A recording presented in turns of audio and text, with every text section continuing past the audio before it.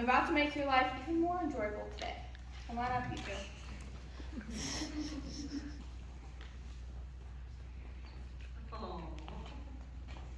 two. Okay, which one's your favorite? Okay. The quokka, also known as the short-tailed wallaby, is a small marsupial about the size of a domestic cat. It is the only member of the genus Cetonyx. I have no idea if I'm saying that right, but let's assume so. Like other marsupials in the marsupial family, such as kangaroos and wallabies, the quokka is an herbivore and mainly nocturnal. Quokkas are found on some smaller islands off the coast of Western Australia, particularly Rottnest Island, just off Perth and Bald Island. These two islands are near Albany. A quokka weighs 5.5 to 11 pounds, which is quite small for a marsupial. It has a stocky build, well-developed hind legs, rounded ears, and a short, broad head. Although looking rather like a very small kangaroo, it can climb small trees and shrubs up to 1.5 meters, or 4 foot 11 inches. Its coarse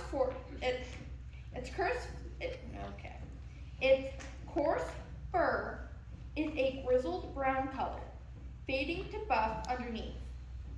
The quokka is known to live for an average of 10 years.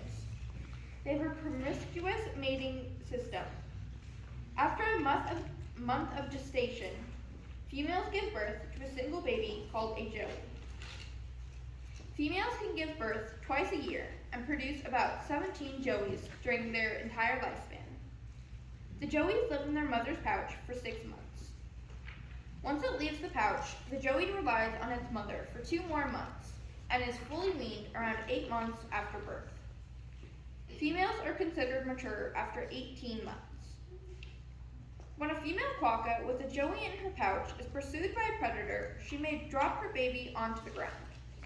The joey produces all kinds of noises, which may serve to attract the predator's attention while the mother escapes. The quokka was first described by Dutch mariner Samuel, when he wrote a sighting of a, quote, wild cat on Rottnest Island. In 1658, Dutch explorer William Blaming mistook them for giant rats, naming the island Rottnest, which means rat nest in Dutch. Like most micropods, quokkas eat many kinds of vegetation, including grasses and leaves.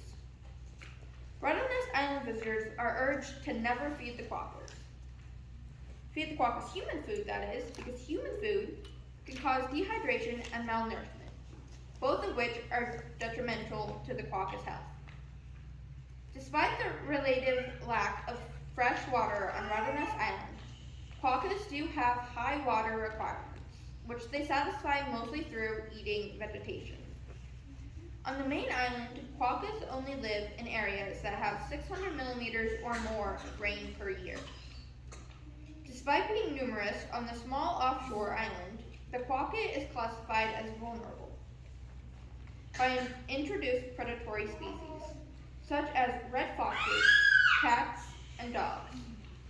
It requires dense ground cover for refuge. Clear fowl lodging, agricultural development, and housing expansions have reduced their habitat. An estimated 4,000 quokkas live on the mainland. In 2007, the quokka population was estimated around 8,000 to 12,000. Snakes are quokkas' only predator on the main island. Quokkas have little fear of humans. In fact, they commonly approach people on the island. Though quokkas are approachable, there are a few dozen cases of quokkas biting people, especially children. There are restrictions regarding feeding them.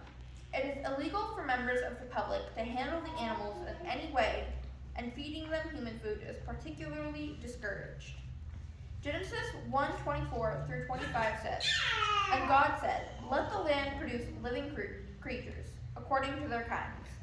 The livestock, the creatures that move along the ground, and the wild animals, each according to its kind. And it was so. God made the wild animals according to their kinds, the livestock according to their kinds, and all the creatures that move along the ground according to their kinds. and God saw that it was good. And if you look at these pictures of quokkas, I think you will agree. Thank you.